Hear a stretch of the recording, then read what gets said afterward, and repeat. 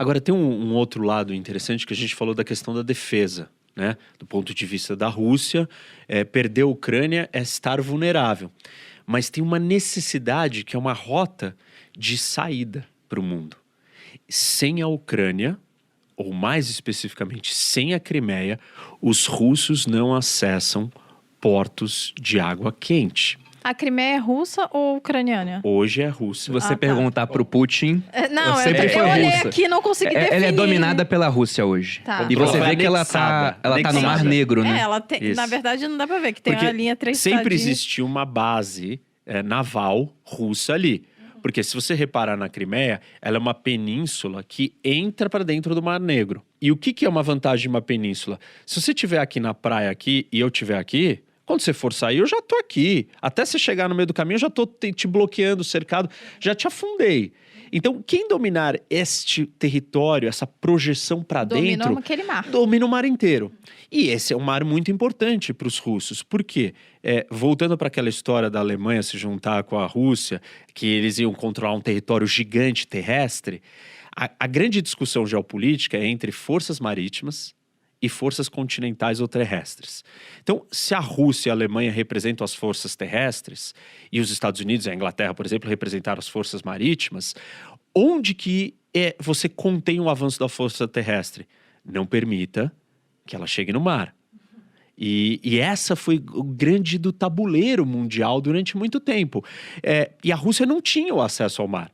Ela tem o acesso em Vladivostok. O mar congelado. Que congela durante 4 meses do ano e está cercado pelo Japão. Se você olhar ali onde está Vladivostok, o Japão está na frente formando um paredão, quase que uma meia-lua fechando aquele lugar. O pessoal, quando fala Vladivostok, lembra do Or, aquela grande região, mas é mais para baixo ali, né? Mas pensa que lá no Or é um lugar estratégico porque você conecta com o outro lado. Só Sim, que não é tão verdade. estratégico assim.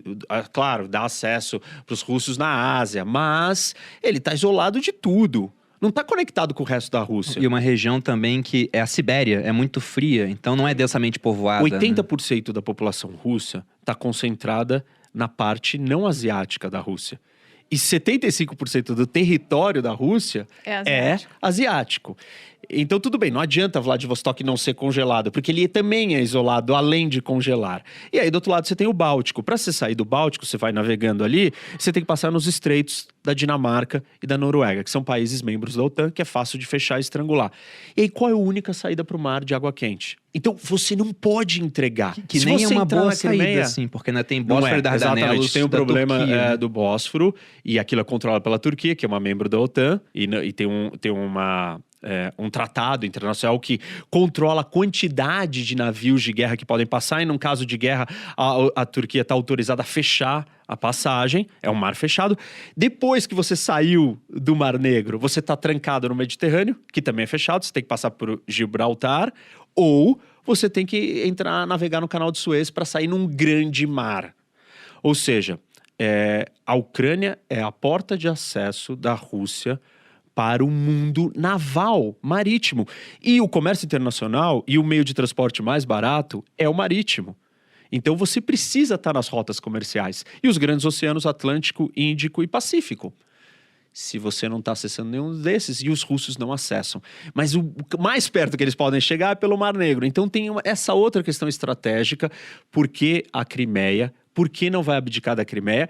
E aí a minha análise fazendo uma análise da situação, se o Putin invadir, não acho que ele vai invadir para ocupar a Ucrânia inteira.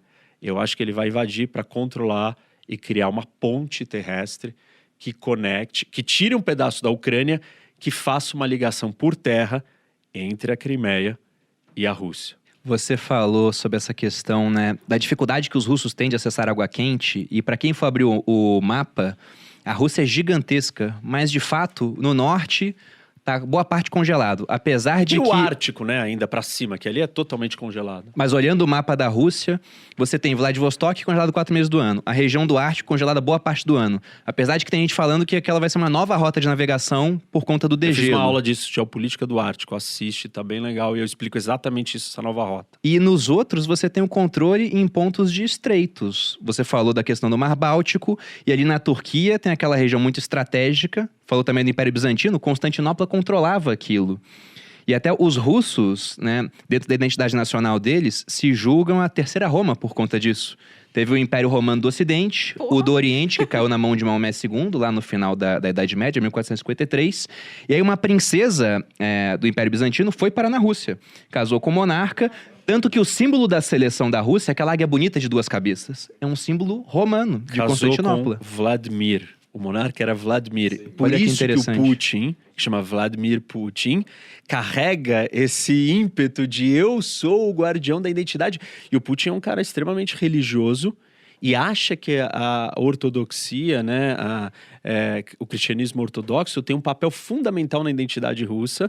E ele quer preservar, ele fala, isso nos faz russo, que nos faz diferente.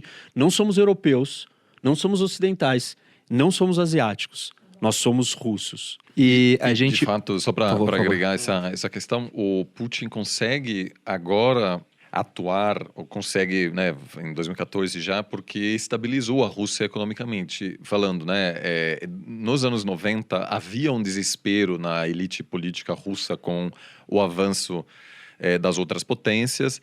E tem um momento muito interessante, eu acho que foi em 2012, num debate entre os candidatos a presidente nos Estados Unidos, entre Obama e o Mitt Romney na época. E algum jornalista pergunta ao Mitt Romney quem é a principal ameaça que os Estados Unidos enfrentam hoje. E o Mitt Romney diz a Rússia. E naquele momento virou uma piada, porque as pessoas dizem, mas a Rússia já era, a Rússia é uma potência regional. Obama depois chamou a Rússia de potência regional, né? Que é uma ofensa para um país que quer ser um polo de poder, porque a transição que aconteceu na Alemanha, né? A Alemanha tinha ambições globais, né? De ocupar toda a Europa, primeiro na Alemanha imperial, depois na Alemanha nazista, mas depois sofreu a derrota, a ocupação e mudou sua narrativa de quem é a Alemanha. Virou de um país ultramilitarizado, que estava em expansão, que tinha teorias raciais, que para supostamente justificar, né, sua superioridade, etc., para virar um país pacifista, que não tem exército. Essas transições são muito difíceis. A Alemanha também não tinha outra opção, obviamente. Era um país ocupado. Foi ocupado, mas foi uma transição bem sucedida. A Rússia não. Né? Ou seja, não houve assim... Havia até algumas expectativas de que a Rússia poderia ser integrada no Ocidente. Ela chegou a fazer parte do G7, que mudou de nome para o G8. Mas a Rússia sempre teve a percepção de que seria aceito no clube como membro de segunda classe. Então, todas as coisas que o Henrique está falando aqui demonstram que a Rússia nunca abriu mão dessa grande história, né, de glória, de grande potência. E o Putin, apesar de não ter melhorado muito a qualidade de vida, diria, né, do cidadão médio, acumulou uma reserva, reservas significativas. Hoje eu acho que é mais de 600 bilhões de dólares. O dobro do Brasil. Que tornam o país muito menos vulneráveis a possíveis sanções. Então, hoje, o Putin pode fazer o que está fazendo, porque mesmo se houver uma resposta econômica dura, a Rússia vai conseguir absorver esses choques sem colapsar.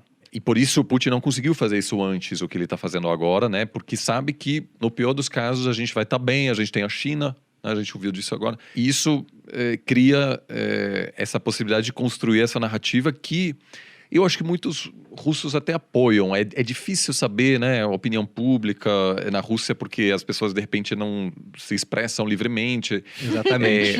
Não tipo a chega opinião pública na Coreia do Norte, né? Todo mundo adora o governo. Eu acho que na Rússia não chega, menos, né? chega nesse ponto. Inclusive, 2 dias atrás, um ex-general soviético, né, da época muito respeitado, escreveu uma carta aberta contra o Putin, dizendo que não é para invadir a Ucrânia, etc. Ou seja, ainda existe isso também. Mas essa narrativa ajuda as pessoas a apoiar o Nós temos que governo. prestar atenção se esse general não vai ser envenenado. Pois Vamos ver, né?